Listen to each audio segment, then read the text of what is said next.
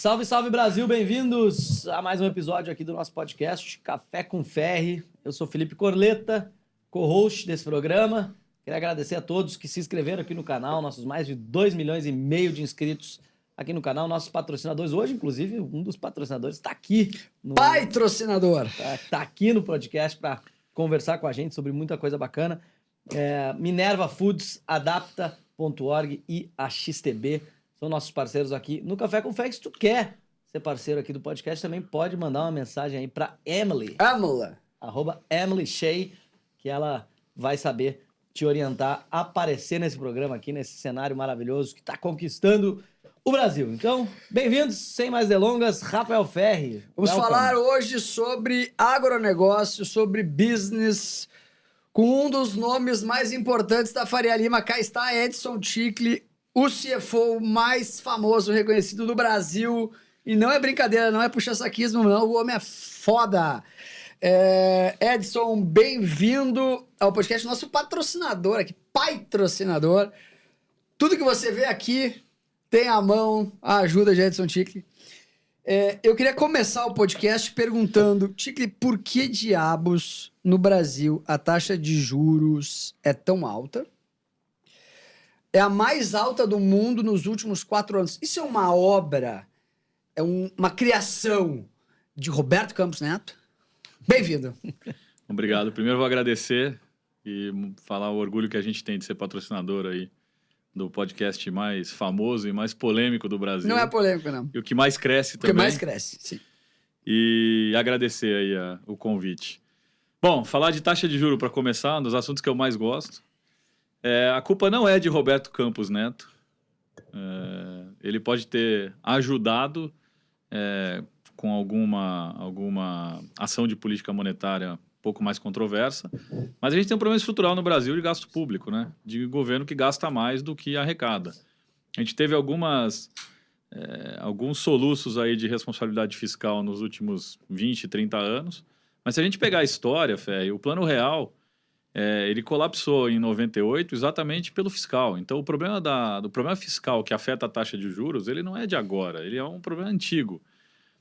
Se você olhar o plano que estabilizou a economia lá, o Plano Real, o principal âncora inicial dele era, sim, a âncora cambial, mas ela tinha que ser migrada para uma âncora de austeridade fiscal. Isso não aconteceu. Estamos falando de governo Fernando Henrique, a gente está falando os mais velhos vão lembrar que logo depois da crise da Rússia, em agosto de 98, a gente teve o pacote 51, que eram 51 medidas de austeridade fiscal na época. Todas as medidas de aumento de receita foram cumpridas, as de corte de despesa nenhuma. O ministro da Fazenda era Pedro Malan, dos caras mais respeitados e que a gente tem até uma dívida com ele por tudo que ele fez pelo Brasil. Mas essa cultura de gastança é algo que está enraizado na política brasileira e acho que na sociedade brasileira, né? Se a gente pegar... Eu vi uma frase hoje muito boa, né? O Brasil hoje é um país que ele pune quem tem sucesso com imposto e taxa e ele premia quem fracassa com um programa de assistência social. É exatamente isso que está acontecendo. O imposto e taxa para quem tem sucesso é cada vez maior, desestimulando produtividade, estimulando o empreendedorismo e usando esse dinheiro para cada vez mais aumentar o gasto público, aumentar o assistencialismo, para tentar, talvez, perenizar uma ideologia pouco eficiente, para dizer o mínimo, no governo. Então, o grande problema nosso de taxa de juros tem a ver com o risco fiscal dessa economia, que não é de agora, que vem lá de trás. Agora, cumpre dizer que nos últimos 4 anos isso só piorou.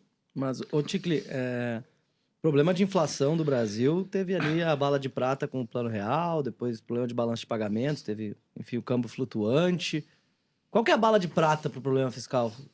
Bala de prata deveria ser gestão, né? Você falou muito bem, né? Se a gente olhar um pouco, podemos passear um pouco na história econômica recente do Brasil? Então, a gente tinha um problema de inflação diagnosticado como inflação inercial lá na década de 80.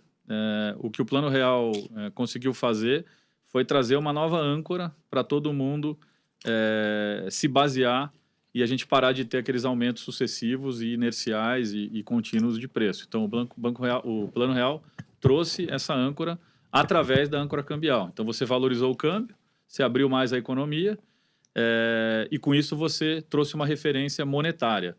Qual foi o grande problema? Você abriu uma fragilidade cambial. Então, a gente passou a ter um déficit importante de balanço de pagamentos.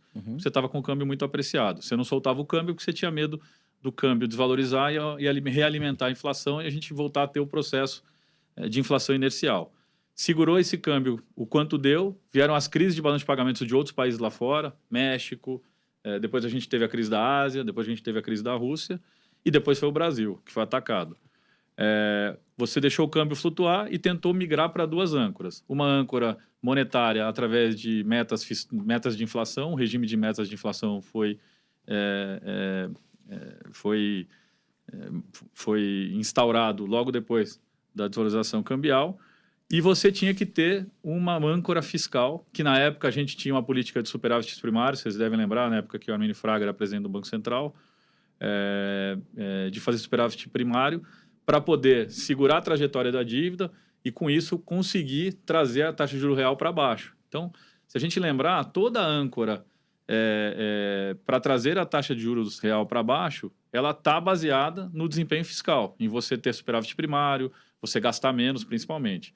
O que aconteceu é que a gente foi fazendo superávit primário sempre às custas da receita. E aí a gente saiu de um imposto sobre o PIB, sei lá, na faixa de 20% ali no início dos anos 90, para hoje quase 40% do PIB a gente paga imposto. Só qual é o serviço que a gente recebe? A gente recebe o pior serviço do mundo. Então a gente tem impostos de Suécia com serviço de Namíbia. Essa é a combinação que a gente tem no Brasil hoje. Como é que você desmonta isso? Não tem bala de prata. Ou se tiver bala de prata, é gestão. Quer dizer, você vai ter que ter uma gestão melhor do gasto público, você vai ter que cortar despesa, você vai ter que fazer superávit fiscal, você vai ter que olhar a sustentabilidade da dívida no longo prazo. Se essas coisas todas não forem endereçadas, a gente não vai voltar a ter taxa de juro real em patamares civilizados. Mas tu acha que é uma virada na linha de ideologia política basta para isso? Ou precisa realmente ter uma reforma na forma com que acontece a política do Brasil? Porque, cara, hoje o povo tá lá para se reeleger. Seja do partido que for, né? O político, ele quer voto, ele não quer efetivamente o Brasil melhor. O que dá para fazer? Assim? Então, eu acho que começa com uma virada ideológica. Eu acho que a gente tem hoje no Brasil um antagonismo muito claro entre dois projetos muito diferentes de gestão pública. Então, eu acho que passa primeiro por essa virada. E acontecendo essa virada, com capital político substancial, você começa a ter reformas estruturais para garantir que, ao longo do tempo, você não volte a ter o risco de ter uma gastança desenfreada e, com isso, você ter um problema fiscal que acaba acarretando um problema de taxa de juros muito alta. Então, eu acredito, sim, que ela começa com uma virada de modelo de gestão e, portanto, com uma virada ideológica. O segundo passo, que é o passo que a gente nunca deu no Brasil, é você usar o capital político para fazer reformas realmente estruturantes que melhorem o gasto público, que impeçam governantes depois de aumentar o gasto público enfim, e impor mais impostos e mais taxas nessa sociedade que já não aguenta mais.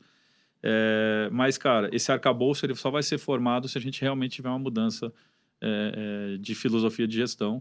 E é o que eu falei, a gente tem dois modelos muito diferentes aí para escolher hoje.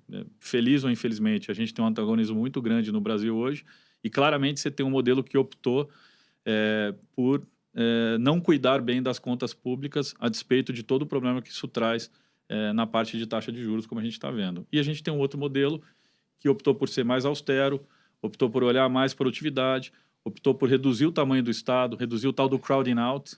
Hoje o que a gente tem, a taxa de juros não é muito alta porque o maior tomador de recursos é o próprio Estado. Então, se o Estado se ajustar e precisar se financiar menos, vai sobrar mais dinheiro. Cara, oferta e demanda. Você tem menos tomador para a mesma base de oferta, o que acontece com o preço? Cai. Então, o juro é alto porque você tem um tomador voraz, um cara que não para de gastar e tem que se financiar toda hora no mercado.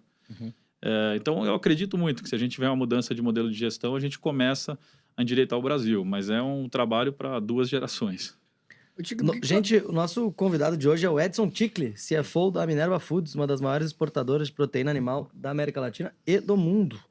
Com início de carreira no BTG Pactual, passou pelo Safra e também foi um dos sócios fundadores do C6 Bank.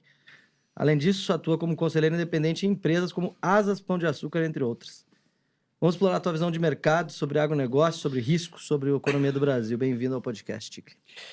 Ô, Ticli, o pessoal do agro tá chorando bastante, né? Nos últimos dias aí, inclusive, estourou aí na inadimplência.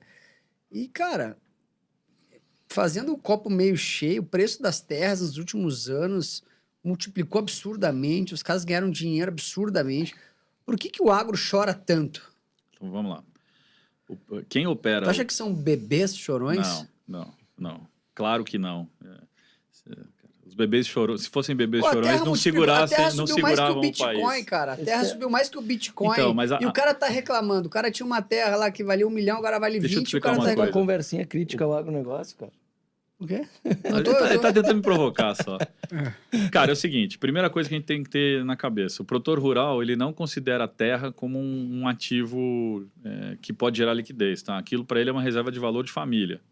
Então, independente de ganhar dinheiro, você fala assim, o cara ganhou dinheiro com o preço da terra, o cara nunca vai realizar, o cara não vai vender.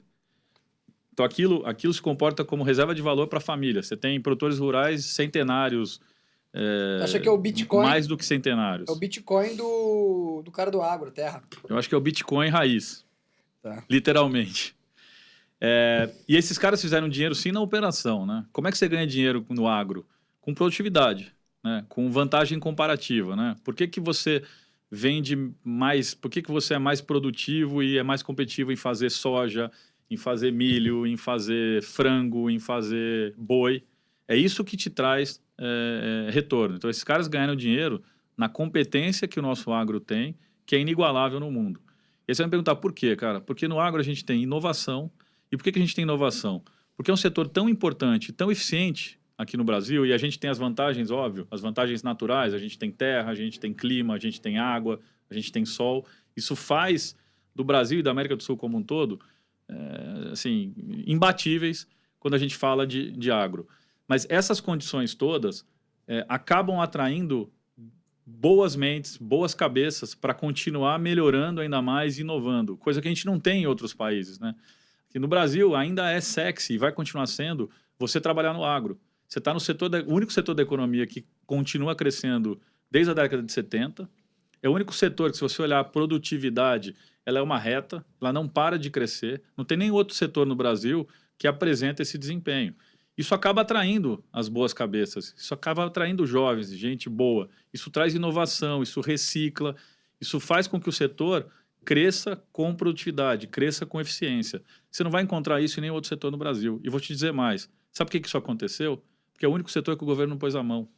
Mas a Embrapa era uma empresa pública. Cara, a Embrapa é diferente. A Embrapa realmente foi um centro de excelência que o governo deu start lá. Mas se você olhar quem fez a Embrapa, não foi o setor público, cara. A Embrapa ela foi construída com funcionários públicos, mas com conhecimento, com capital, vindo da iniciativa privada. Então, eu costumo dizer que o agro ele só deu certo no Brasil porque foi o único setor que o governo não pôs a mão. Todos os outros setores que o governo pôs a mão, se deram certo, deram menos certo do que poderiam, ficaram muito abaixo do desempenho dos mesmos setores em outras economias do mundo. Então, assim, você fala que o agro chora. Não é que o agro chora, é que se o governo não ajudou o agro e a gente virou essa potência, imagina se o governo tivesse dado alguma mão. O problema é que, ao invés de ajudar, o governo, em muitas ocasiões, atrapalhou. Vou te dar um exemplo. Por que a gente não exporta mais carne bovina? Porque a gente não tem um trabalho sério de comércio exterior, de abertura de mercado, de mostrar como a gente é eficiente, como o abate dentro do frigorífico é de qualidade, tá em linha com os maiores padrões sanitários do mundo. A gente entra numa negociação comercial, muitas vezes, sem saber quais são as nossas fortalezas. E aí, cara, a negociação acaba sendo desfavorável para o Brasil. Mas a exportação de carne do Brasil hoje não é maior por conta de demanda? Porque não tem demanda lá fora? Não, pelo contrário.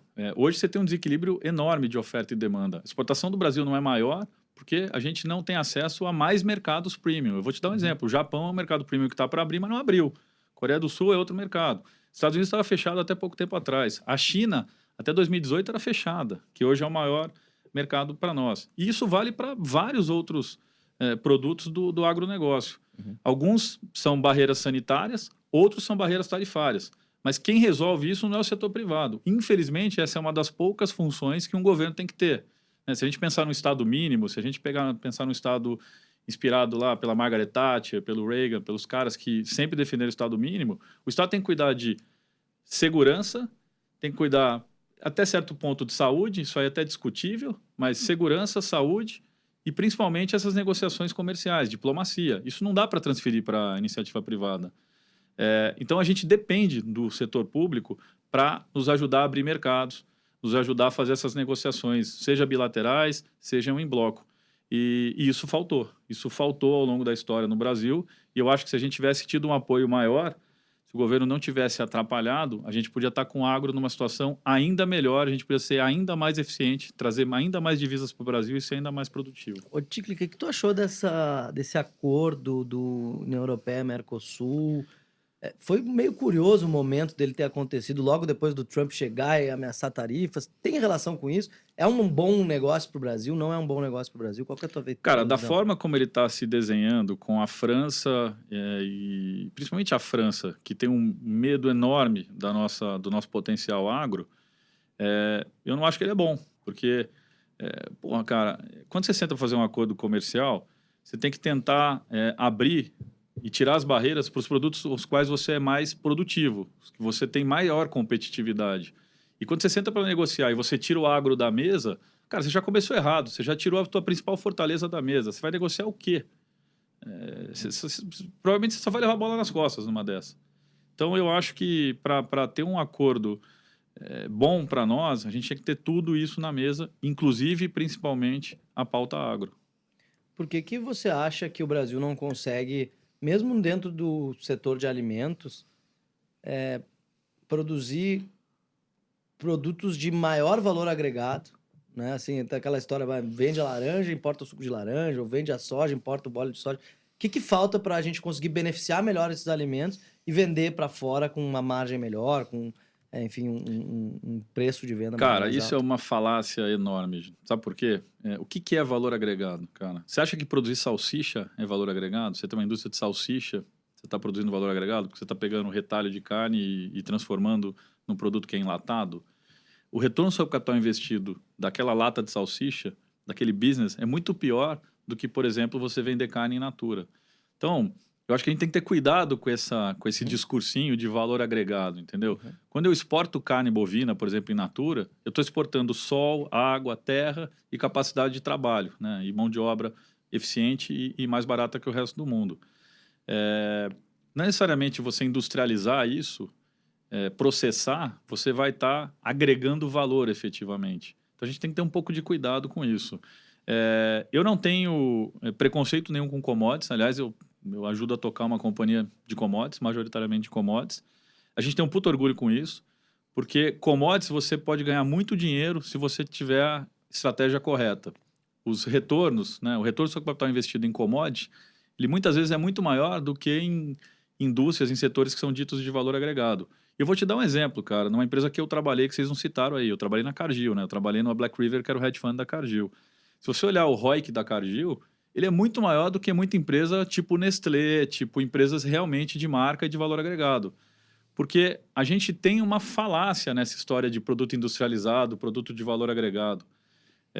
O que é agregar valor? Na minha opinião, agregar valor é você obter retornos em cima do capital que você investe, que são muito superiores ao seu custo daquele capital. Então, não importa se eu estou fazendo salsicha, se eu estou exportando soja em grãos ou se eu estou exportando carne in natura. Vamos ver qual que retorna mais, qual que eu invisto menos capital e dá mais retorno. Uhum. Então, eu acho que esse discurso aí é um discurso ultrapassado, é um discurso da esquerda cepalina lá da década de 70 e, sinceramente, é discurso de quem não sabe fazer conta. Ô, Ticli, tu manja muito do câmbio, para onde vai o dólar e tal, e o pessoal do agro é meio perdido no dólar, né? O pessoal não faz hedge, aí o dólar sai de 4 para 6, volta de 6 para 5. E para onde vai o dólar agora? O dólar tá 5,5 e nós estamos a 1 ano da eleição. Como é que tá a tua cabeça? Para onde vai o dólar se o Tarcísio ganhar? Para onde vai o dólar se o Lula se reeleger? Como é que é a tua cabeça em relação a isso? Por exemplo, qual é o cenário otimista se o Tarcísio ganhar? Qual é o cenário pessimista com o Tarcísio? Qual é o cenário pessimista com o Lula e otimista com o Lula? Tá, eu acho que a gente tem que primeiro isolar assim, as questões domésticas do que está acontecendo lá fora, né? Eu escrevi um artigo que saiu na imprensa, no Brasil Journal, uns 2 meses atrás, quando a gente começou, logo depois que a gente teve lá o tarifaço do Trump, né? E para mim ali ficou muito claro que a gente ia entrar num período de dólar fraco, né? A gente tinha um equilíbrio no mundo em que a China crescia muito, gerava déficits comerciais. Quem vendia produto para a China eram os americanos. Isso acabava ajudando, obviamente, no crescimento da economia americana. A China produzia muito, vendia para os Estados Unidos, fazia superávites comerciais. Os Estados Unidos, como cresciam muito, importavam muito. E quem financiava esse déficit americano era o próprio chinês comprando treasury. Então a gente tinha um equilíbrio instável, né? Onde os Estados Unidos cresciam muito e com isso tinha uma demanda agregada elevadíssima que absorvia os produtos chineses, da Ásia em geral, mas obviamente a China, o principal deles. E esse recurso que vinha da venda desses produtos, esse superávit de poupança que a China tinha, ela usava para comprar treasury. Isso fazia sentido para todo mundo, né? Os Estados Unidos crescendo muito, a China também conseguindo crescer, vendendo esses produtos para lá, e todo o superávit de dinheiro ajudando a financiar o déficit americano. Com isso, você mantinha... E como é que você mantém esse equilíbrio? Com o dólar forte. Porque o dólar forte faz o produto chinês ficar mais barato ainda para o americano comprar. Quando o Trump vem com o tarifaço, a gente interrompe esse período. Esse período foi chamado de novo Bretton Woods, é um período que começou ali no final dos anos 90, início dos anos 2000, e veio até pouco tempo atrás. Claramente, isso era um equilíbrio instável. Por quê? Porque esses déficits comerciais americanos, eles não se sustentariam. O que estava por trás desse déficit comercial americano? Uma demanda agregada muito forte. O que estava por trás dessa demanda agregada muito forte? Uma parte disso vinha de expansão fiscal. Então, a gente tem os famosos déficits gêmeos. Todo déficit fiscal acaba implicando num déficit de transações correntes, um déficit comercial. Quando o Trump vem com o tarifaço, ele acaba com isso. Ele passa a inaugurar uma zona nova onde o dólar vai ser mais fraco. Por quê? Porque a China não vai conseguir mais vender, em retaliação, ou porque ela não vai ter mais divisas, ela deixa de comprar o treasury, ela passa a vender essa poupança toda que ela acumulou em títulos americanos, e isso põe mais pressão ainda no dólar. Então a gente começa a ter um período em que o dólar vai ser mais fraco. Se a gente olha tudo que o Trump fez depois disso, todas as ações que ele teve, seja na geopolítica, seja na economia, seja no balanço fiscal, todas elas apontam para um dólar mais fraco. Então a minha opinião é o seguinte, a gente, independente de Lula ou Tarcísio, Ferri, a gente está entrando num período em que o dólar vai ser mais fraco, ponto. O quão mais fraco ou quão mais forte vai ser o real, aí sim vai depender um pouco dos nossos fundamentos. Esse movimento do 6,20 para 5,50 que a gente viu agora, e eu cantei a bola para você, você deve lembrar, é um movimento que veio lá de fora. É um movimento Vendi 3 milhões de dólares a 6,20 por causa desse cidadão aqui. É um movimento que aconteceu por causa do enfraquecimento do dólar.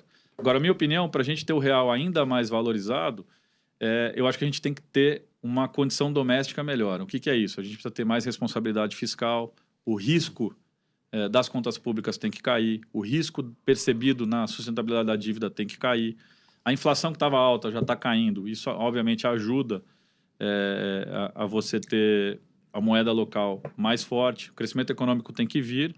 E aí, quando você fala de Lula e Tarcísio, o que está por trás é o seguinte, é o mix de política econômica. Quando a gente olha para o Tarcísio, olha o que ele fez no estado de São Paulo e olha as ideias que ele acredita, ele provavelmente vai trazer um mix de política econômica mais responsável fiscalmente, que vai poder ter uma taxa de juros menor, um crescimento da economia maior, com isso um risco menor e, portanto, uma moeda brasileira mais valorizada, ou seja, um dólar caindo aqui. Quando a gente olha para o projeto do governo do Lula e o que ele fez até agora, é exatamente o oposto.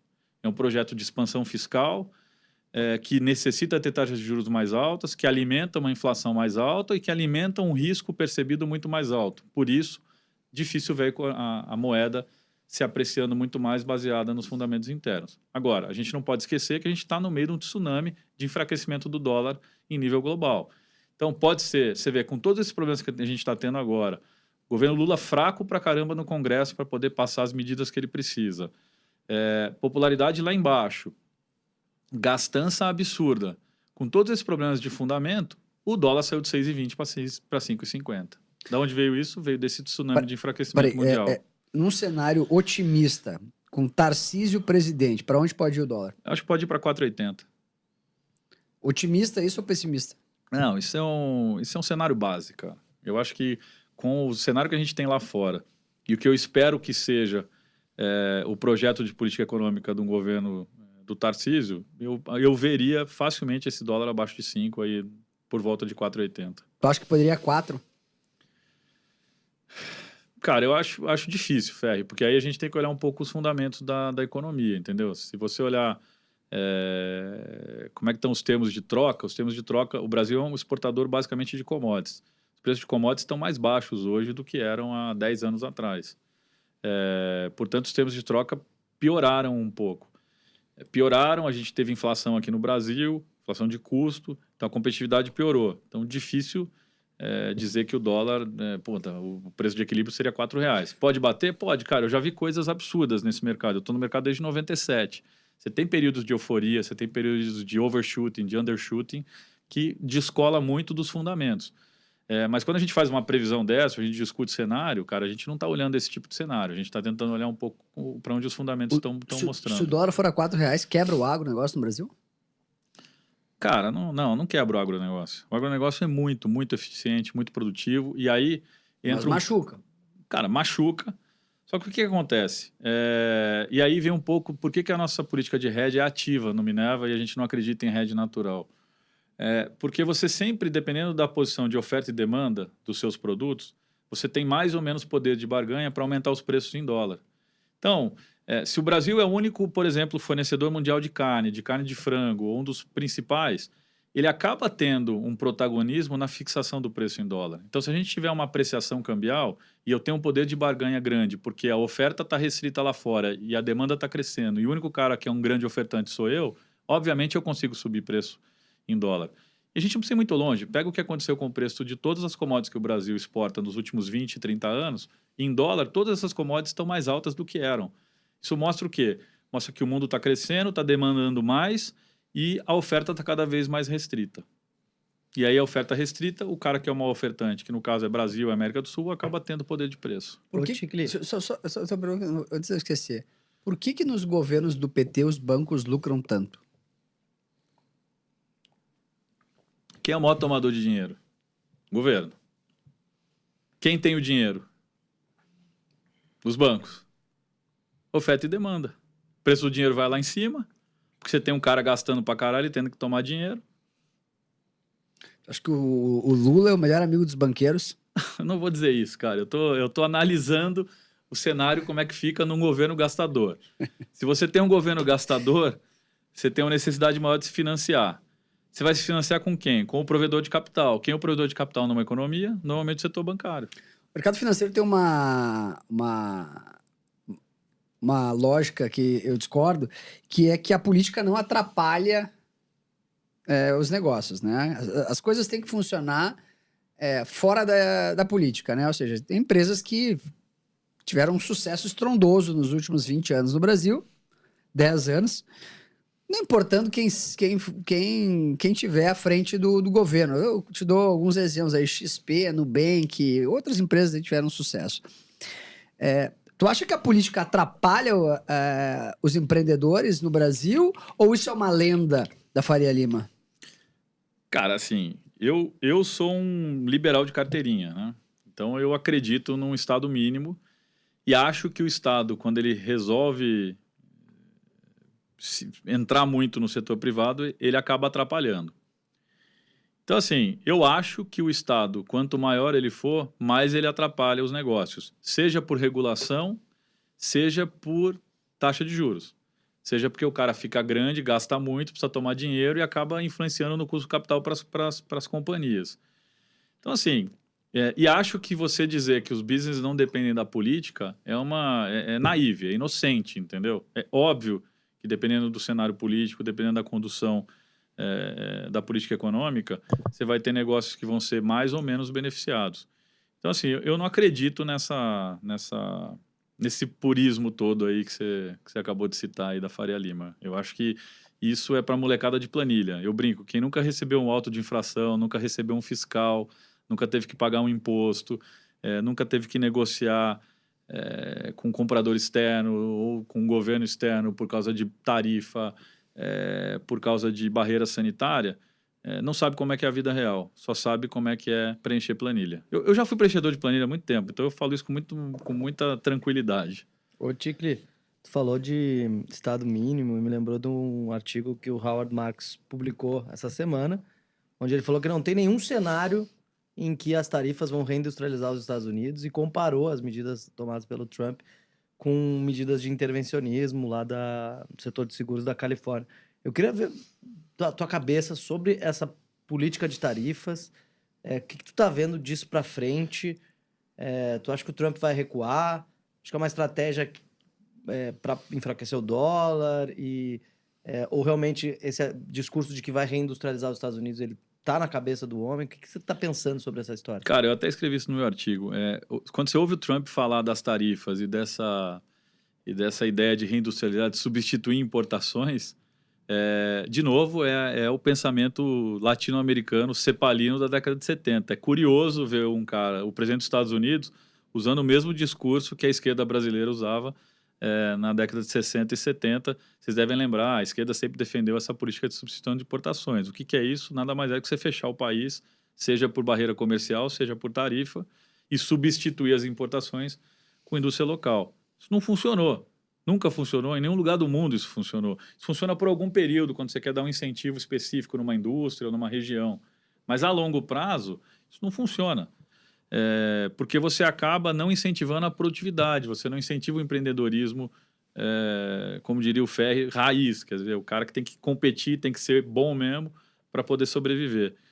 Então, eu acho que assim, a estratégia do Trump, eu acho que ela é um pouco eleitoreira, é um pouco jogar para a galera que votou nele, a classe média, a classe baixa americana, os trabalhadores americanos que se sentem muito incomodados com a concorrência, principalmente dos produtos asiáticos ou da indústria chinesa. Mas acho que deve ter, sim, uma estratégia de enfraquecer o dólar por trás disso. O enfraquecimento do dólar vai ajudar, de alguma forma, a conter o déficit fiscal, né? Porque você passa a ter menos demanda agregada, menos déficit comercial. Isso acaba ajudando o governo a diminuir o déficit do setor público. Do ponto de vista de produtividade e eficiência econômica, é um desastre você tomar medidas como essa. E, pelo contrário, o efeito de curto prazo vai ser aumentar a inflação. Então, se ele continuar com isso, porque no curto prazo você não substitui a oferta desses países, ainda mais uma economia aberta como a economia americana. Então, o que vai acontecer? Você vai ter que subir preço. Não tem jeito, isso vai impactar preço. Então, assim, eu acho que eu concordo com as reflexões do artigo e acho que é um retrocesso de eficiência e de ganho de produtividade. Na política fiscal, o Trump começou com uma pegada de corte de gastos, botou o Elon Musk lá, aí depois de um tempo já veio o grande pacote de corte de impostos e o aumento de gastos no setor militar, né? É um filme americano essa história. Tem um contrassenso. Quer dizer, isso também vai contribuir para a fraqueza do dólar. Qual que é o missing link aí? Tudo isso que ele faz, ele vai acabar mantendo a taxa de juros alta. É por isso que o Fed vai ser cada vez mais cuidadoso em iniciar um movimento de queda de juros, porque você está dando combustível para a demanda agregada. Se você olhar a qualidade da inflação americana, ela melhorou, mas ela tem pontos de preocupação ainda. Aí você olha o cenário, o governo aumentando o gasto, fala, pô, tem um risco aqui dessa inflação dar um pique para cima. Vou ser mais conservador na queda do juro. Então, eu acho que cara, essa política econômica ela acaba sendo igual à brasileira, de certa forma. Um negócio meio maluco, assim, meio esquizofrênico, entendeu? É tipo acelerar um carro apertando o acelerador e o freio ao mesmo tempo. Porque você põe a política monetária mais restritiva e ao mesmo tempo você acelera com a política fiscal super relaxada. Isso não vai dar bom. Já tentou dirigir um carro apertando o acelerador e o freio ao mesmo tempo? Isso não dá bom. Então é um troço meio esquizofrênico aí. Não faz muito sentido e não tem nada a ver com o histórico de responsabilidade de política econômica que a gente tem nos Estados Unidos. Tu acha que os preços das terras no Brasil, de acordo com a tua experiência, então os caras que mais operam commodities no Brasil hoje, o preço da terra nos próximos anos no Brasil vai subir ou vai cair? Cara, eu acho que o preço da terra no Brasil e aqui na América do Sul, ele tem uma tendência secular de subir acima da inflação. Mas tu acha que os preços podem subir até o céu? As árvores vão até o céu? Até o céu parece demais, Ferri, mas eu acho que podem subir mais do que outros ativos quando a gente olhar a longo prazo. O que é longo prazo? Cara, 40, 50 anos, entendeu? Se você olhar como é que se dão os movimentos de preço de terra, eles são discretos, quer dizer, não é que a terra sobe sem parar todo ano. Ela sobe, fica num patamar, de repente ela tem uma alta de novo, fica num patamar. E por que isso acontece? O que está por trás disso? Está por trás disso primeiro, ganho de produtividade, que aumenta a renda que você obtém da terra, e 2, escassez, né? O mundo crescendo, a população crescendo, demandando mais produto agrícola, a sensação de escassez começa a aumentar muito. Cara, a mesma coisa do Bitcoin. Vamos fazer o paralelo com o Bitcoin, que você adora? O Bitcoin, em algum momento, você não vai conseguir mais minerar Bitcoin. E aí o preço vai explodir. Vai explodir cada vez mais. Por quê? Porque vai ter uma escassez do ativo. Terra é a mesma coisa, cara. Terra produtiva. Vai ser cada vez mais escassa no mundo. Mesmo com a população parando de crescer global? Cara, a população ela vai parar de crescer, mas é interessante. Se você olhar os focos de crescimento, são países que vão demandar na margem muito mais do que os países que param de crescer. Ou que estão crescendo hoje, né? Então, você pega, por exemplo, a Nigéria, que vai ter um crescimento populacional importante, a Índia, na margem, eles vão demandar proporcionalmente muito mais produtos básicos, produtos que têm a ver com alimentação, produtos que são produzidos dependendo de condições de terra, sol, água, chuva.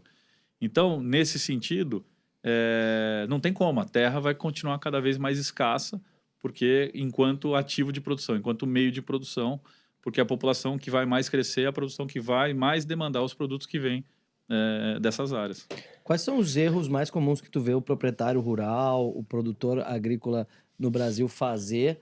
Que tu acha que tu pode ajudar para quem está assistindo aqui o podcast?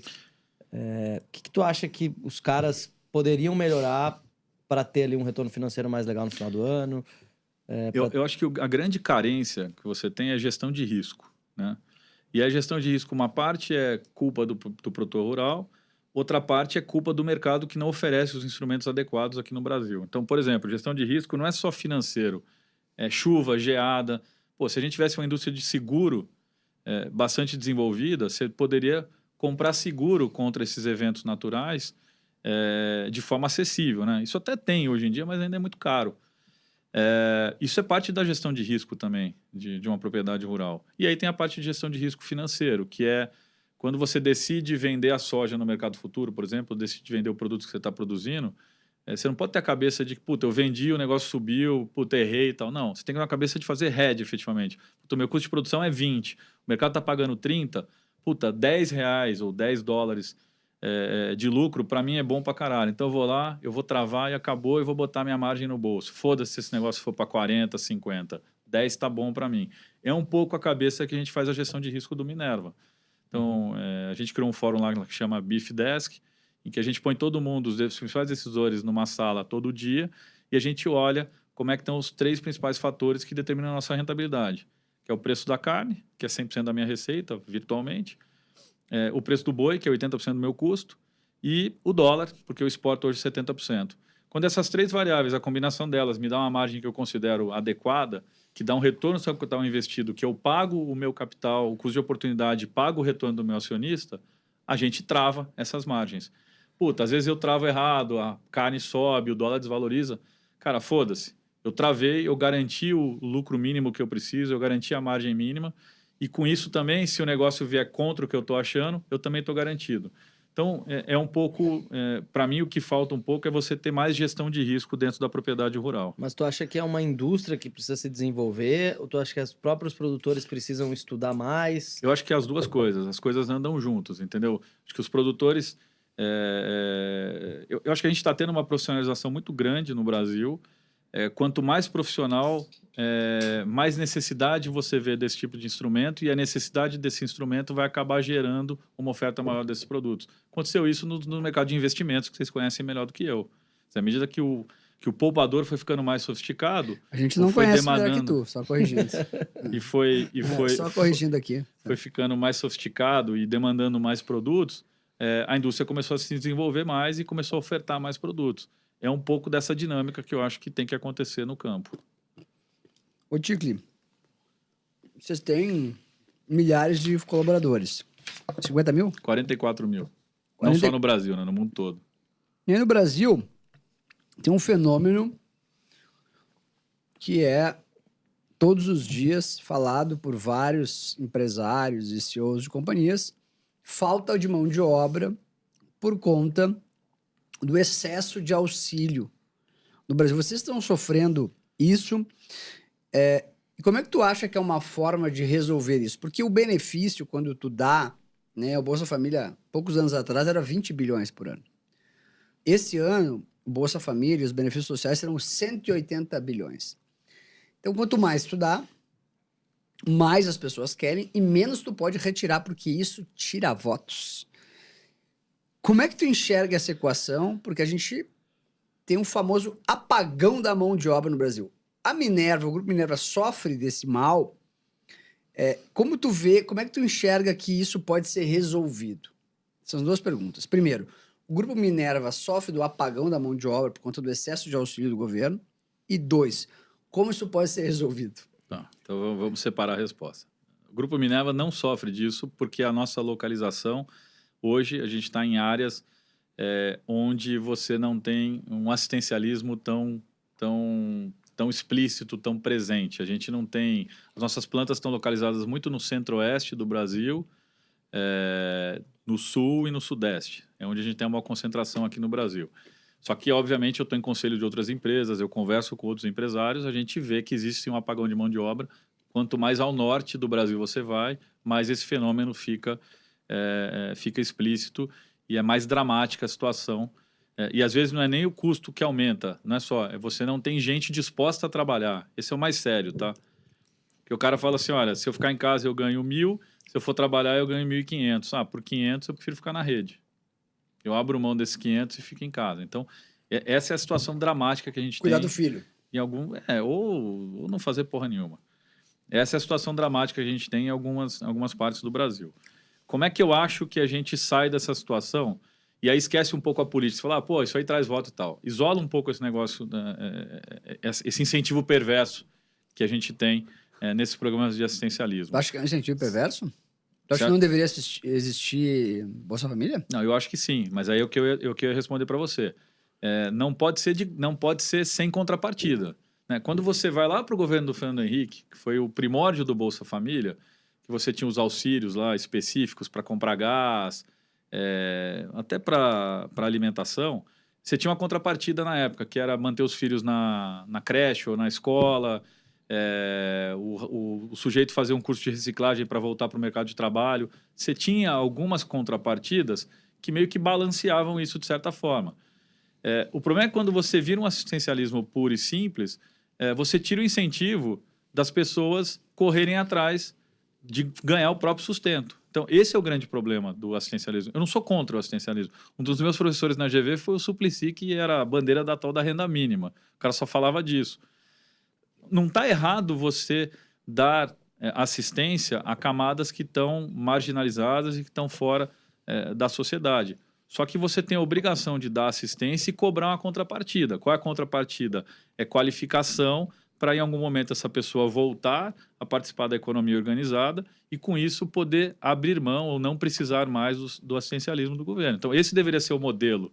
Né? Lá atrás, ele foi concebido assim. Só como você bem disse, o incentivo político distorceu completamente o modelo. E hoje a gente tem uma situação muito, muito grave, em que você tem um assistencialismo de graça, puro e simples, sem contrapartida nenhuma, que desincentiva as pessoas a voltarem ao mercado de trabalho, a se reciclarem para poder voltar. Como é que você quebra isso? Na minha opinião, você mantém o assistencialismo, só que você começa a cobrar a contrapartida. Então, você começa a pedir, o sujeito é maior de 20 anos, tem boa saúde e está ganhando Bolsa Família? Puta, ok, você vai ter que fazer um curso de reciclagem profissional, você vai ter que fazer um curso técnico, sei lá o quê, mas você vai ter que dar armas para esse cara se qualificar e voltar ao mercado de trabalho e poder abrir mão do assistencialismo. Se a gente não tiver essa saída, se a gente não construir essa saída, a gente nunca vai sair dessa dinâmica perversa e pior. É uma dinâmica que torna o nosso país cada vez mais pobre. Porque um país enriquece quando a produtividade da sua economia cresce a longo prazo. Uma situação dessa, que a gente tem um percentual enorme da população no assistencialismo, você não vai conseguir gerar renda real, você não vai conseguir gerar produtividade e a gente vai entrar num labirinto que a gente nunca mais vai sair de pobreza, pobreza e pobreza. Se fosse indicado ministro da Economia hoje por alguns presidenciáveis, quais seriam as tuas primeiras medidas, assim, nessa função de ministro da Economia desse país? Aceitaria o convite? Aceitaria o convite? É pouco complexo que é o Brasil. Quais são as tuas primeiras medidas? Cara, numa situação hipotética, até para ser assim, coerente com tudo que eu falei aqui, o problema do Brasil é fiscal, cara, é o orçamento. É debruçar sobre o orçamento, tentar fazer mais com o que você tem de receita, tentar reduzir o gasto e o que sobrar, gastar melhor, para você poder, inclusive, cortar imposto depois. Cara, a gente está numa situação que a gente não... Tu é contra ou a favor da desindexação da saúde? Totalmente a favor. Totalmente a favor. Tem que desindexar completamente, cara. Isso é uma amarra do orçamento. É uma amarra que não deixa você ser eficiente no orçamento. Isso é dos maiores absurdos. O cara é obrigado a gastar 30% do orçamento em saúde. Cara, você está roubando toda a liberdade do executivo. Né? Essa é a primeira coisa. Cara, isso é um dos maiores absurdos que eu já vi. Bom, então, você quer saber para mim qual é o maior absurdo? Vou fazer um negócio polêmico aqui que eu falei. Eu fiz um curso em Harvard e eu fiz uma apresentação sobre o Brasil. E a pergunta é, por que o Brasil... com toda essa condição de desenvolvimento que a gente tem, por que o Brasil não dá certo? Ele é sempre o país do futuro. Cara, a cagada começou na tal da Constituição de 1988. Essa é uma cagada absurda. Essa, para mim, é a maior cagada que a gente fez do ponto de vista econômico. Eu não vou discutir a parte de direitos civis, essa parte, vamos dizer, mais sociológica. Quando a gente fala do ponto de vista econômico, é uma carta que trouxe 1 milhão de direitos sem dizer de onde vem o dinheiro, cara. Isso foi um assassinato econômico, de política econômica que a gente pode ter. E tudo isso que você acabou de citar, tá lá. Vem dessa aberração chamada Constituição de 1988. Cara, eu não entendo então, para entender nada, o Brasil, aqui na pauta. Cara, para entender o Brasil, você tem que entender como é que esse troço começou. Então, assim, o foco total do ministro da Fazenda deveria ser equilíbrio do orçamento público. É dali que vai sair todas as outras coisas boas que vão poder ser feitas para diminuir desigualdade, para diminuir pobreza e para botar o país numa rota de crescimento. O Tigre, tu trouxe para o Grupo Minerva um investidor do Oriente Médio, um árabe, um fundo global de investimentos. Dificílimo de trazer, acho que um dos poucos, né, que conseguiram, e foi o primeiro também, eu acho que a trazer, né, conseguir trazer um investidor desse porte árabe para investir numa companhia brasileira. Se tu fosse montar um negócio hoje, como é que tu não tem dinheiro, tu quer montar um negócio, como é que tu começaria? Como é que tu sairia do 0 para o 1? Cara, essa é uma boa pergunta. Primeiro, você tem que começar com uma boa ideia, um bom produto. Se você desenvolver uma boa ideia, um bom produto, um bom modelo de negócio, captar dinheiro fica fácil, Ferri. Existe dinheiro disponível no Brasil e no mundo para boas ideias, para bons produtos e para modelos de negócio que são realmente inovadores. Então, eu acho que quem quer montar um negócio tem que focar muito no próprio negócio, naquele negócio realmente ser diferente e ser um modelo vencedor. Depois, financiar esse negócio é fácil, cara. Se você provar que é um modelo vencedor, é bem mais fácil captar dinheiro. O problema é você trazer dinheiro para negócios que não inspiram essa confiança toda intrínseca. Fala um pouco para nós sobre, já fazendo esse gancho do investidor árabe, como é que é essa relação com um grande fundo global árabe? Como é que é uma outra cultura? Eu queria que tu falasse um pouco para nós como é que ele dá com um investidor desse porte global. Ele te liga toda semana, ele cobra, ele só fala contigo uma vez por mês, ele nem fala contigo. Cara, a raiz de tudo é você estabelecer as regras de governança na partida, né? Então, você não pode deixar esse negócio solto. Até para não correr o risco do cara te ligar todo dia, né? E você não entender por quê. Então, uma coisa que a gente fez muito bem foi desenhar um acordo de acionistas lá, quando a gente recebeu o investimento árabe, e desenhar uma regra de governança muito clara, em que o árabe, por exemplo, ele de 10 conselheiros, ele indica 3. Então, ele tem acesso a toda a gestão da companhia, coisa que a gente sabe em algumas companhias, infelizmente, mesmo estando no conselho, a gente não tem o acesso. Isso foi uma indireta para alguma companhia? Não, isso foi só para retratar a realidade que tem no Brasil às vezes. Mas, no caso da Minerva, a gente tem 3 conselheiros de 10 e eles exercem o poder deles de acionistas através dos órgãos oficiais de governança. Então, a gente tem comitês do conselho que eles participam, a gente tem reuniões de conselho, no mínimo são 6 reuniões por ano. Os comitês se reúnem normalmente todo mês, e aí você tem um comitê de estratégia, você tem um comitê de gente e gestão, você tem comitê financeiro, enfim. A relação com eles se dá através desses órgãos de governança. Por que isso é importante? Porque isso impede, por exemplo, do investidor que está fora ficar, por exemplo, te ligando todo dia, querendo saber coisas do dia a dia da operação que não deveriam interessar para alguém que tem uma posição mais passiva como investidor. Ele tem todo o direito de ter o reporte, de acompanhar o que está acontecendo com a companhia, mas tem um limite em que você prejudica o bom funcionamento do dia a dia, do cotidiano da empresa. Então, determinar essas regras na partida é a coisa mais importante que você pode fazer quando você atrai qualquer tipo de investidor, principalmente, como você disse, um investidor que está longe e que tem uma cultura completamente diferente da nossa. Ô, Ticli, eu queria que tu falasse um pouco da tua cabeça sobre o varejo no Brasil. A gente tem alguns problemas, né? Concorrentes externos que se financiam a custos muito mais baixos, produtos que vêm da China, uma dificuldade, problemas aduaneiros, uma diferença de custo de produção muito importante. Como que tu vê o varejo e as empresas do varejo no Brasil se sustentando num cenário em que elas têm que competir com o Shopee, com o Mercado Livre, com empresas estrangeiras, tem que contar com essas tarifas das blusinhas, enfim. Como é que você vê esse setor no Brasil hoje? Vamos falar do varejo em geral, mas você tem varejos diferentes, né? Você tem o varejo alimentício, por exemplo, e você tem, por exemplo, o varejo de moda, né? Eu estou falando desses dois que são 2 empresas que eu estou no conselho, né? Estou no Pão de Açúcar e estou no Asas.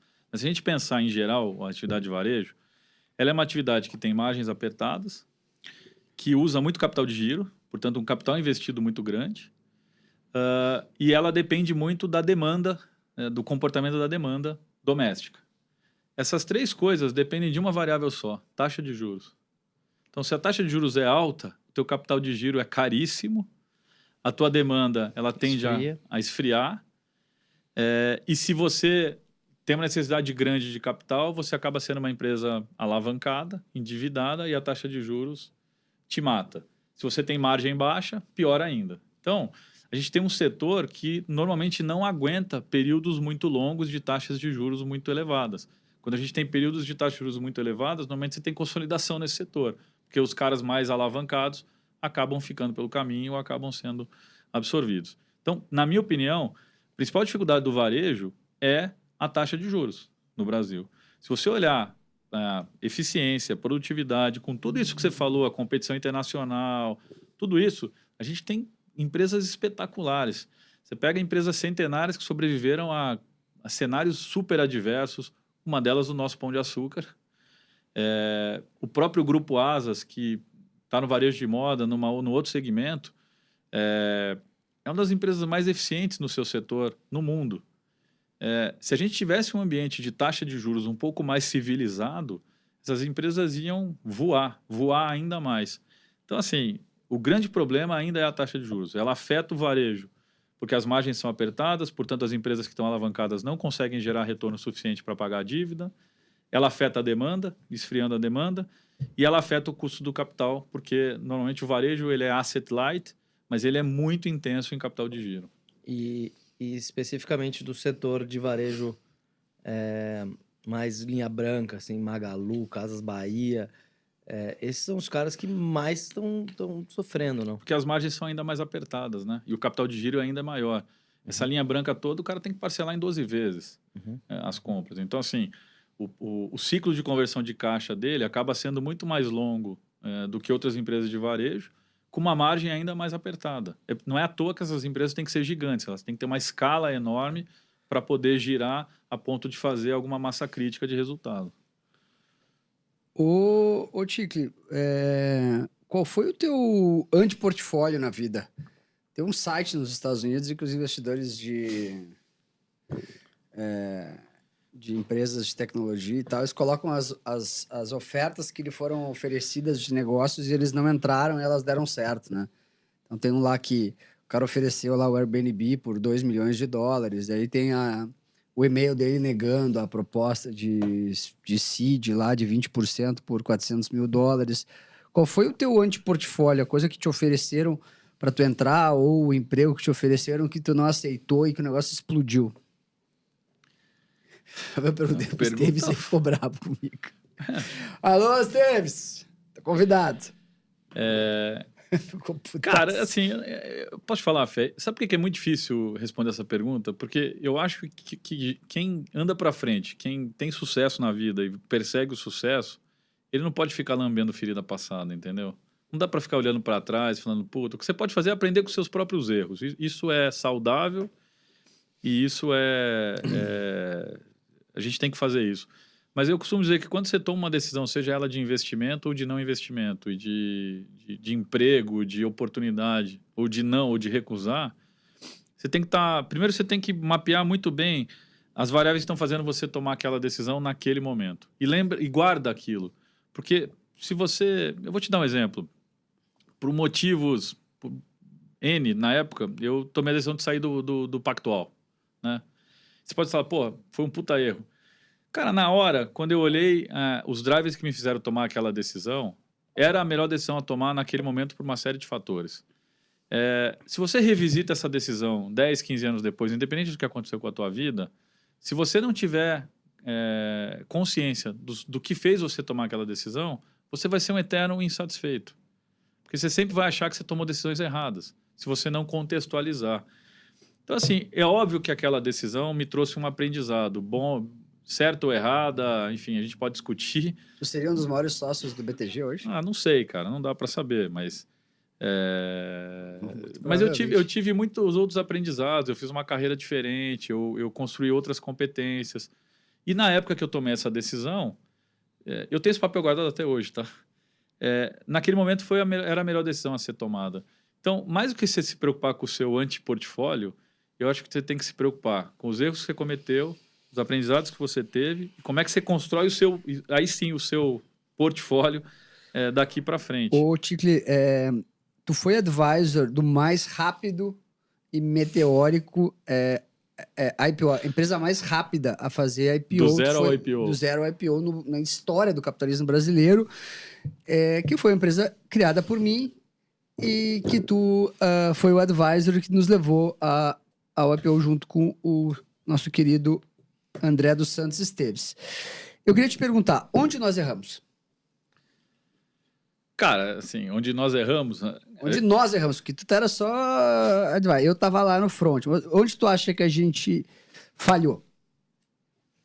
Eu acho que a gente falhou... Eu era sócio, você sabe, eu também era sócio. A gente falhou na execução do business plan, entendeu? A gente fez uma abertura de capital para trazer recursos para executar um business plan que o mercado comprou. Não foi à toa que a gente teve o valuation que teve na época e captou o dinheiro que a gente captou. E eu acho que a gente falhou na execução. Como normalmente acontece, cara. Normalmente, quando você ter só uma boa estratégia não basta. Você tem que ter uma boa estratégia e ter uma excelente execução. Em momentos que a gente tem boom de mercado, como foi o momento que a gente realmente aproveitou para fazer o IPO, você às vezes tem estratégias não tão boas, mas que são vendáveis, que são palatáveis. Mas se ela não vier acompanhada de uma excelente execução, ela não vinga, ela não vai para lugar nenhum. E a gente tem milhões de exemplos, eu posso citar alguns outros exemplos, em que a gente tinha uma estratégia boa, um plano bom, mas as empresas não souberam executar. O Elon Musk, ele, com o avanço da inteligência artificial, ele falou que o mundo vai precisar muito em breve, né? Eu ainda fico um pouco assustado com o avanço da inteligência artificial.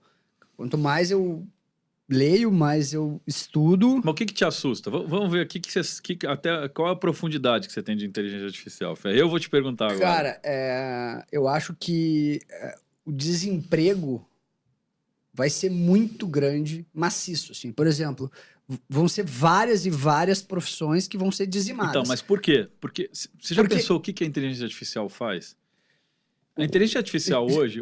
Assim, eu só vou te dizer pelo seguinte, o Brasil já tem uma massa de gente que não trabalha, que vive de assistencialismo. A gente tem 2 milhões de motoristas de Uber. 2. Ontem foi o lançamento oficial do Uber Táxi. O Tesla... Uber Táxi não, é Mototáxi, como é que é? Táxi da Tesla. Táxi autônomo, não é? Táxi autônomo da Tesla em Austin. E são 10 mil carros rodando... Sem motorista. Sem motorista a $4 a corrida, enquanto os concorrentes é de 20 a 60 dólares. Você tem no Vale do Silício já isso. Exato. Já tá rodando, tá funcionando lá. Só no Brasil são 2 milhões de motoristas de aplicativo. 2 milhões. 1% da população. É mais de 1% da população. Mais tudo que vem ao cabo disso, que é frentista, o cobrador, o motorista de ônibus, o motorista de caminhão, o motorista... afins. O nível de avanço disso, né? Eu até falei pra minha mãe, mãe, daqui a 5 anos tá aqui. Ela, não, isso vai demorar 20 anos para chegar no Brasil. Muito antes, vai ser muito mais rápido. Então, isso... Aí o Musk, há muito tempo atrás, ele falou, nós vamos precisar de um Bolsa Família global. Ele falou alguma coisa assim. Tu acha que nós vamos... e aí vem essa... Existe a famosa dourada da pílula, né? As pessoas, não, porque agora vão ser novas profissões. Cara, a profissão que não vai deixar de existir é colocar um tijolo em cima do outro. Até isso vai acabar, eu acho. Até os robôs vão fazer.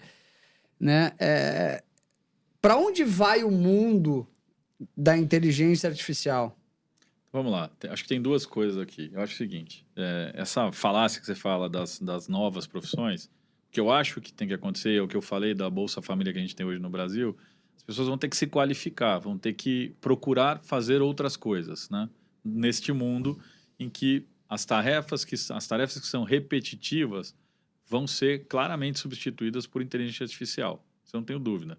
Se você olhar o estágio que a gente tem de inteligência artificial hoje, o que ela faz? O que, por exemplo, no meu dia a dia... As ferramentas ajudam. Tu viu que os robôs estão atendendo as pessoas nos hospitais na China? Então, por quê? Porque, Ferri, tudo que for atividade repetitiva, tudo que precisar de processo, de repetição, a inteligência artificial vai fazer. Porque ela vai fazer melhor que o humano, cara. Ponto. É isso. Agora, as tarefas que necessitam de criatividade, de algum senso crítico, de discernimento, essas, por enquanto... não vão ser substituídas por inteligência artificial. Quando a gente olha no dia a dia, por exemplo, hoje no meu dia a dia de inteligência artificial, aonde que eu uso? Onde que ela substitui?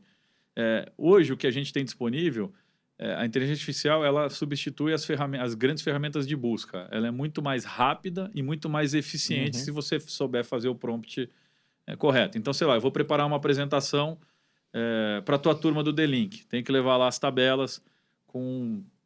índices, com histórico, etc. Como é que eu fazia antigamente? Eu pedia para o estagiário fazer, ou para uma pessoa júnior da minha equipe.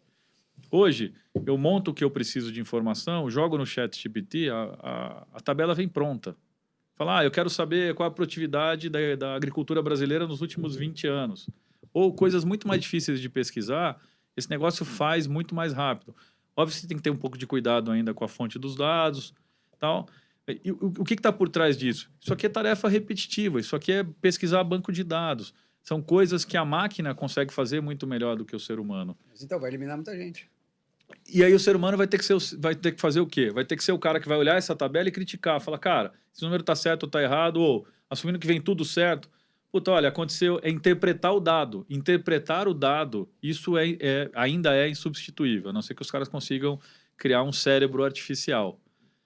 Mas hoje em dia, o diferencial das pessoas vai estar nessas funções que exigem poder de discernimento. E aí eu vou fazer link com a resposta para a tua pergunta sobre como é que a gente sai do Bolsa Família. Dando contrapartida, qualificando essas pessoas. Então não adianta você qualificar o cara para ser, por exemplo, motorista de Uber, se a gente sabe que o Uber vai acabar, o motorista de Uber vai acabar. Você tem que qualificar esse cara para ser tomador de decisão ou para ser um auxiliar de tomada de decisão, alguma coisa que necessite de algum poder de discernimento. Vou te dar um exemplo. Por exemplo, algum tipo de venda em varejo, não dá para dizer que toda a venda no varejo vai ser substituída por inteligência artificial. Tem muita gente, muito segmento que precisa do contato humano. Exato, consultivo. Você precisa da opinião do vendedor, você precisa trocar com o vendedor. Então, cara, esse tipo de profissão vai continuar existindo, né? Se você vai, por exemplo, para o varejo de moda AAA, a relação interpessoal ela é insubstituível. A máquina não vai substituir isso. Então, a sociedade como um todo, o mundo como um todo, vai ter que começar a se preparar para um mundo em que as tarefas que são repetitivas vão ser realizadas por máquinas. E o ser humano vai ter que ter o poder de discernimento de arrumar profissões ou se encaixar em profissões em que isso vira ferramenta para você poder ser mais produtivo e trabalhar melhor. Mas, ô Ticli, esse troço avança tão rápido que uma pessoa sozinha talvez não consiga se adaptar tão rápido quanto o negócio. Quem dirá uma turma de faculdade, tem lá uma turma que tem um curso já pré-desenhado, daqui a 5 anos aquilo tá ultrapassado. E a gente, numa época analógica, não conseguiu fazer essa qualificação da população. Agora que a coisa muda tão rápido, vai conseguir. Então, esse gap entre a capacidade humana e da sociedade de evoluir e abraçar essas novas oportunidades, talvez crie um degrau e um gap gigantesco. Né? Esse é o desafio e nada garante que a gente não vai ter uma disrupção aí no meio do caminho, entendeu? Período... Isso pode acontecer. Cara, se a gente voltar para as grandes mudanças no mundo, você pegar a Revolução Industrial, você teve uma mudança talvez tão drástica quanto a mudança que a gente está tendo hoje para aquela sociedade naquele período. E é óbvio que você teve coisas que foram disruptivas lá atrás. Nada garante que a gente não vai sofrer a mesma coisa. Mas assim, se tem uma coisa que o ser humano... o Homo sapiens provou é que a gente tem uma capacidade de adaptação superior a qualquer outra espécie. Então, mesmo num cenário muito diferente, você pode levar mais tempo ou menos tempo, mas a gente, enquanto sociedade, a gente já mostrou que a gente consegue se adaptar. Ô, Ticli, eu queria explorar um pouquinho a tua mente brilhante com relação ao tema Argentina. Vocês têm operação na Minerva na Argentina, tem uma proximidade grande com esse país que está passando por uma mudança muito relevante. A gente é a maior empresa de carne bovina da Argentina, a gente tem uma operação de processados que é equivalente à operação da BRF aqui no Brasil, que a gente tem a marca Swift lá na Argentina, é nossa. Então todo processado Swift é feito pela Minerva lá. Uhum. E como é que vocês estão vendo assim, o ambiente de negócio na Argentina? O que está acontecendo lá que tu pode expor pela visão do exportador, pela tua visão como, market watcher, aí, analista? A gente está num período de transição macroeconômica super importante. Sinceramente, no curto prazo, as medidas que estão sendo tomadas não são as melhores para o exportador. Vou retomar lá os planos de estabilização que a gente teve nas economias aqui, Brasil, México, da década de 90. A Argentina está repetindo exatamente o que a gente fez na década de 90. Então, as últimas medidas aí estão trazendo valorização do câmbio na Argentina, o que é ruim para o exportador. Por quê? Porque essa é a âncora inicial para você ter uma âncora inflacionária. Então, a inflação ela vai cair, primeiro, porque o governo tomou medidas de reduzir o gasto público, agora ele está vindo com uma âncora cambial. Por que eu acho que tem mais chance de dar certo do que deu certo o Plano Real? Porque ele está respeitando a âncora fiscal. Lembra que a gente falou que o governo continua? Lá não. Lá o Milei fez o ajuste fiscal. Então, ele fez um ajuste fiscal, tomou medidas na área cambial que estão sendo ruins para o exportador no curto prazo, mas acho que o efeito disso vai ser uma economia mais estável e com muito mais capacidade de crescer do que a Argentina tinha antes. Então, a gente deve sofrer na atividade de exportação no curto prazo, talvez um ano e meio, talvez até o final do ano.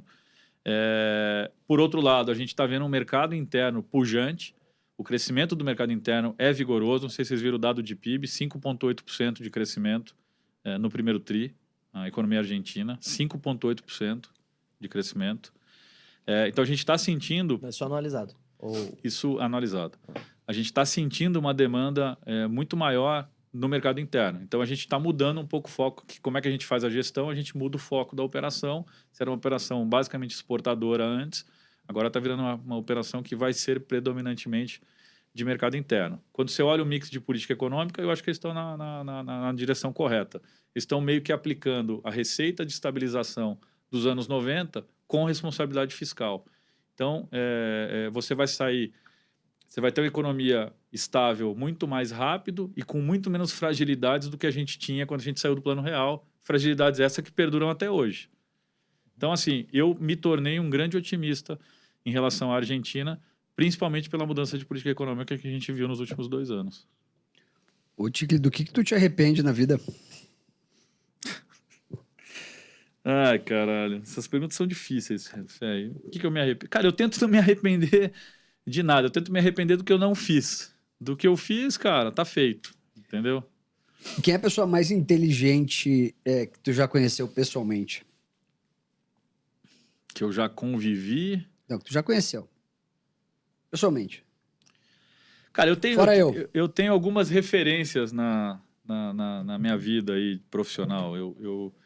Eu trabalhei com caras que são referência não para mim, mas para muita gente. Então, eu trabalhei com o seu José Safra no Banco Safra, cara de uma inteligência, uma perspicácia absurda. Eu trabalhei com o seu André Esteves e com o seu Roberto Salute. Trabalhei diretamente, inclusive, com o Roberto Salute. Trabalhei com o seu Marcelo Calim, que pouca gente fala, mas é um dos caras mais brilhantes que tem no mercado financeiro brasileiro, que é o fundador do C6, CEO do C6. Esse é raiz. Um cara super low profile, mas está disparado, talvez, os 2 caras mais inteligentes que eu convivi falando de business. O próprio André Esteves, não tenho o que falar. Cara, o Florian, que foi do Constellation, que também foi sócio do Pactual, Florian Bartomenek, que também é um cara que se tornou uma baita referência para mim. Eu tenho algumas referências de gente muito inteligente, mas mais do que isso, gente muito perspicaz e gente muito boa de execução, né? Gente que sabe pensar e sabe fazer. E eu acho que isso é o mais importante. Não adianta você só ser um pensador, Ferri, você sabe. O que pelo menos eu gosto de admirar são os caras que sabem pensar, que são inteligentes, mas que sabem realizar. Ticli, tu vai no... Tu estava comentando que ia dar uma aula no INSPER, né? Tu vai nesses cursos aí das faculdades mais tops de administração, economia aqui de São Paulo. Tu vê um fascínio da turma pela área de investment banking e só se quer isso e não tem mais nada no mercado. Que é sócio da Link. Essa Bia? percepção. O que tu acha que dá para falar para essa turma que está na faculdade e que quer trabalhar no mercado financeiro? Quais são as dicas? Assim, o que tem que fazer para efetivamente dar certo nessa bomba aqui? É legal essa pergunta. Eu tenho 2 filhas, uma de 19 e uma de 17. Minha filha de 19 estuda economia na Universidade de Columbia, em Nova York. A Bela é Bela. A Bela tem 17, tá? Só pra falar Da que era cadeia. bonita, porra. A Bela ainda está se aplicando, mas a Letícia já está estudando lá. E a Letícia está fazendo estágio. O primeiro estágio dela, o summer dela, está fazendo, por acaso, na área de IB, mas é na área de DCM, né? De Debt Capital Markets, de um banco de investimento aí, do Itaú BBA. E eu falei para ela, as 2 principais qualidades que vocês têm que ter é disciplina e resiliência. Essa, na minha época, era importantíssimo, só que eu tinha mais 200 caras tão inteligentes e querendo morder a mesa quanto eu. Então, isso era importante. Hoje, essa geração mimimi, se você tiver disciplina e resiliência, você vai voar. Porque a geração mimimi sai da faculdade reclamando porque tem que ficar no investment bank trabalhando até 1h30 da manhã. Eu ficava no Pactual, às vezes até 2, 3 da manhã para bater o gerencial, para bater... Quem enchia o meu saco era o Renato Santos, que hoje é o tesoureiro lá. Aliás, outra grande escola. E o que eu vejo dessa geração hoje em dia, por causa dessa lavagem cerebral que a esquerda fez aí nos últimos 20 anos, a gente criou uma geração de fracos, né? A turma fica nessa história da bandeira da qualidade de vida e ninguém quer construir nada, cara. Essa que é a grande verdade, porque para construir alguma coisa decente na vida, você precisa de resiliência e precisa de disciplina. E você precisa renunciar prazeres. E as pessoas hoje em dia, eu sinto nessa geração, eu tenho 2 filhas. Os caras perguntam pra mim por que eu trabalho tanto. Direto. Todo dia, cara. Então, Todo dia. os caras não têm essa cabeça. E aí o que eu falo para a geração das minhas filhas é, puta, se vocês tiverem resiliência e disciplina, vocês vão voar. Porque os seus pares são muito piores do que eram os meus pares. Os meus pares, tá todo mundo ombro a ombro, se dando cotovelada, puxando tapete, chutando, para poder ter uma posição boa num banco de investimento. Vocês não. Vocês, todo mundo que entra é mimimi, eu não quero trabalhar até tarde, aí eu quero ter qualidade de vida, eu quero fazer isso, aquilo, outro, com 18, 19, 20 anos de idade. Então, se tiver um pouco, falei isso até pro namorado da minha filha também. Se você tiver um pouco de disciplina e resiliência, você vai voar. É muito mais fácil hoje do que era na minha época, porque vocês estão no meio de uma geração de mimimi. Então, se destacar num monte de mimimi é muito mais fácil. Tu acredita no efeito sorte? Cara, eu acho que sorte tem a ver com competência. Então, sorte é você ser o cara preparado realmente no lugar certo, na hora certa. Mas se você não for o cara preparado, não adianta nada você estar lá. O que é mais atraente? Poder ou dinheiro? Cara, se você olhar a pirâmide de aspirações do ser humano, normalmente ele aspira dinheiro para chegar no poder. Se você olhar a história do mundo e for bem para a antiguidade, todo mundo preferia muito mais poder do que dinheiro. Porque o poder te dá acesso a dinheiro, normalmente. O que eu acho é o seguinte, você quer conhecer uma pessoa, dá dinheiro para ela. Agora, você quer conhecer ela profundamente, dá poder. Tu acha que os políticos que vieram aqui responderam dinheiro ou poder? Eu acho que poder. E os empreendedores? Provavelmente dinheiro. Ô, Tico, qual é o teu sonho grande? Cara, o meu sonho grande... hoje em dia, o meu sonho grande tem É resolver a bucha do Pão de Açúcar. Não, esse é o teu sonho grande. Ter um genro resiliente e disciplinado. Isso também. É carros rápidos. Genros. Empreendedores. Genros empreendedores. Cavalos lentos. Ai, que louco. Genros empreendedores e... Cara, assim, eu tenho, pessoalmente, o meu sonho grande é ver as minhas filhas realizadas, porque eu já, graças a Deus, eu já conquistei muitas realizações na minha vida, sejam materiais, sejam emocionais, familiares, e enfim. Então, assim, quando a gente tem filho, acho que o bem maior que a gente quer é a felicidade dos nossos filhos. Então, você conseguir... Eu ouvi um negócio da minha filha que está em Nova York, que é um negócio que, pô, eu olho e falo, cara, valeu a pena. Ela falou, pai, eu sou muito feliz na minha vida em Nova York. Assim, eu tô muito feliz lá. Se eu fosse filho do Edson Ticle e morasse em Nova York, eu também ia ser feliz. Porra. Mas isso é legal. Agora, se a gente falar de business, o Ferri, o meu sonho grande tem a ver com a Minerva, cara. Eu tô naquela companhia há 15 anos. Teu sonho grande é trabalhar comigo. Esse é o teu sonho grande. Esse aí já está realizado, né? Cara, a Minerva, bem ou mal, virou o projeto da minha vida, né? Eu cheguei lá em 2009, uma companhia que faturava 1,5 bi, tinha 6 plantas basicamente no Brasil, estava dando o primeiro passo fora, que era no Paraguai, e a gente transformou essa empresa numa multinacional brasileira, com plantas em 7 países diferentes, incluindo a Austrália, uma receita que, de acordo com o nosso guidance, vai ficar entre 50 e 58 bi esse ano, emprega 44 mil pessoas, mas eu acho que tem muito mais coisa para fazer. Tem uma ambição muito maior com essa companhia, principalmente quando a gente fala de crescimento populacional do mundo, demanda por proteína, demanda por carne. Eu acho que a gente pode fazer muito mais e melhor. Então, o meu sonho grande é talvez tornar a Minerva, se não a maior, mas porque a maior está difícil, mas... Você tá mesmo. Mas, com certeza, a melhor e mais eficiente companhia do setor. Ô, Ticle, tu acha que o problema climático do mundo é tão grave quanto se publiciza? E, se sim, é com descarbonização que se resolve? Cara, eu acho que a gente tem... Não, a pergunta é boa. Eu acho que claramente, a gente tem algum problema climático, a gente tem, né? Se você comparar o que está acontecendo... de fenômenos naturais hoje, a frequência com que você tem hoje, o que você tinha há 100 anos atrás, ela é muito maior. Então, claramente, algum desequilíbrio tem, mas eu acho que, como tudo, por causa dessa onda que a gente teve da esquerda, principalmente do pensamento da esquerda nos últimos 20, 30 anos, essas coisas acabaram reverberando mais do que é a realidade. Então, acho que tem um oba-oba, um barulho nisso muito maior do que efetivamente é. E aí, quando você fala de descarbonização, eu acho que esse é o caminho, sim. Tanto é que esse é o caminho que a gente escolheu na Minerva, né? Quando a gente pensou nisso, a gente falou, a gente é uma empresa privada, a gente tem investidores, acionistas, a gente tem que visar lucro, não dá para a gente fazer as coisas por diletantismo, a gente tem que fazer mirando gerar valor. E aí, quando a gente olhou a nossa cadeia, a gente viu que a única forma da gente ter um incentivo econômico para poder se adequar e ser mais eficiente do ponto de vista de sustentabilidade era eleger a descarbonização da nossa cadeia como bandeira.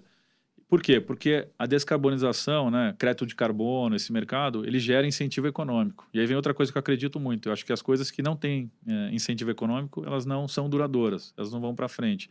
Então, qualquer política que você queira adotar, qualquer melhoria ambiental, procedimento, qualquer coisa que você queira fazer, tem que ter um incentivo econômico por trás para poder incentivar as pessoas a aderirem àquilo.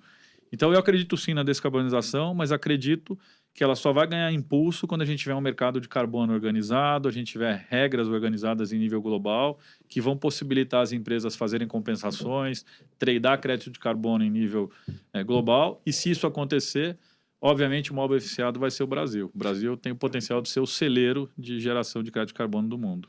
Edson Ticle, o melhor CFO do Brasil, no podcast Café com Ferre. Depois de quantas vezes que o Edson Ticle desmarcou com a gente aqui? 17. Tempo estourado, sessão presentes. Você não vai ganhar presentes da Minerva hoje, porque você já tem os presentes da Minerva. Então são só dos outros patrocinadores. Tem presente da Minerva aqui. Nós vamos amassar, então. Então, eu vou dar o presente da Minerva para vocês hoje. O Corneta quer porque quer o presente da Minerva, agora tu vai ganhar. Olha lá. Eu enchi o saco, porque eu falei, cara, isso são pros convidados, pô. Cara, a gente patrocina o presente ao convidado, não você. Mas exato. Hoje eu vou abrir uma exceção. Olha aí, eu vou abrir uma exceção. Vai poder levar as carnes e o kit Minerva pra casa. A XTB também mandou. Essa caneca aí é bom. É a caneca do podcast. Pô, essa caneca... Não, essa caneca tá voando, cara. E a XTB, as melhores análises de ativos no mercado internacional. Gratuitamente, no link da bio. Edson Ticle, o melhor CFO do Brasil. Queria agradecer demais a nossa audiência mais qualificada do Brasil.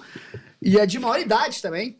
Mais de 90% da nossa audiência tem mais de 35 anos. E mais de 35% tem mais de 65 anos. Então, para você, essa audiência qualificada... queria agradecer demais a audiência, pedir a vocês compartilharem esse vídeo no WhatsApp com os amigos do agro, se você odiou ou se você amou. Se você odiou, a gente sabe que o hater é o funcionário de carteira assinada, então por favor ajude a divulgar esse podcast. E para os amigos, muito obrigado pela sua audiência, até o próximo podcast Café com Ferre. Obrigado a todos os nossos patrocinadores, Adapta, Minerva e XTB. Obrigado à equipe aqui do podcast, ao Edson Ticle e a você que se inscreveu no canal agora. Deixa o like. Valeu. Até o próximo Café com Ferre, podcast que mais cresce no Brasil.